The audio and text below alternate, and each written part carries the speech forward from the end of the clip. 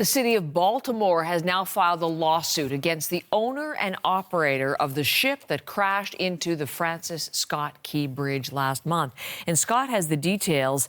Boy, in this lawsuit, the city calls it an incompetent crew, Scott. Yeah, they're not mincing the words. And we know that the city of Baltimore is saying this is not about the financial compensation. This is more about accountability, finding out. And the key question here is how did that Francis Scott Key Bridge collapse? Who was responsible for it? And also that it killed 6 people at least that were working on the bridge at the time. This all goes back to March the 26th. And here's a clip of one counselor in Baltimore and how they paraphrase this lawsuit.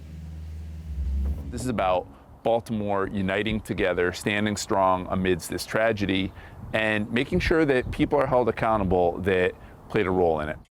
And we know that this financial filing, was in response to the operator and the owner of the ship itself wanting to limit their liability to $43.6 million just a couple of weeks ago, saying that that was the cost of the ship and the contents and the cargo on the ship. They denied any fault or neglect on their part. And this formal lawsuit by the city of Baltimore, of course, refutes that, saying directly that the ship's carelessness, negligence, and recklessness operating an unseaworthy vessel, and there's reports, and we saw them, Heather, of an electrical blackout before that ship hit the pilings. And you know the results: 30,000 people stranded with a major artery in the city of Baltimore. It's a major artery for the East Coast shipping, and also estimates anywhere between 2 and 7 years to rebuild this bridge at a cost of anywhere between $400 and $1 billion. And so clearly they want a little bit more liability put in the owners and the operators of that ship.